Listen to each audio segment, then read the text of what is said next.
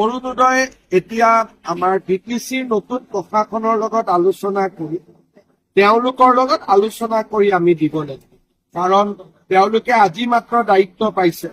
গতিকে অহাকালিৰ ভিতৰতো তেওঁলোকে লিষ্ট এখন বনাই দিব নোৱাৰে। গতিকে বিটিচি 6 লাখ লোকে অৰুণোদয় পাব। আগত যি তালিকা আমি বনাইছিল, ডেফিনেটলি নতুন বিটিচিয়ে তাত অলপমান বিবেচনাও কৰিব। সেইবাবে অৰুণোদয় হওক, মহিলা উদ্যমিতাই হওক, ৰাজ্য চৰকাৰৰ আঁচনিসমূহ আমি বিটিচিৰ লগত আলোচনা কৰি ৰূপায়ণ কৰি 2-3 দিন তেওঁৰ দায়িত্ব লৈ লওঁ। অহা সপ্তাহত আমি এই বিষয়ে আলোচনা কৰিম।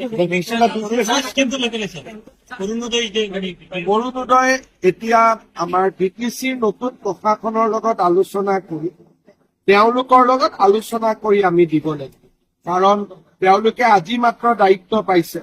গতিকে অহাকালিৰ ভিতৰতো তেওঁলোকে লিষ্ট এখন বনাই দিব নোৱাৰে। গতিকে বিটিচি 6 লাখ লোকে অৰুণোদয় পাব। আগত যি তালিকা আমি বনাইছিল, ডেফিনেটলি নতুন বিটিচিয়ে তাত অলপমান বিবেচনাও কৰিব।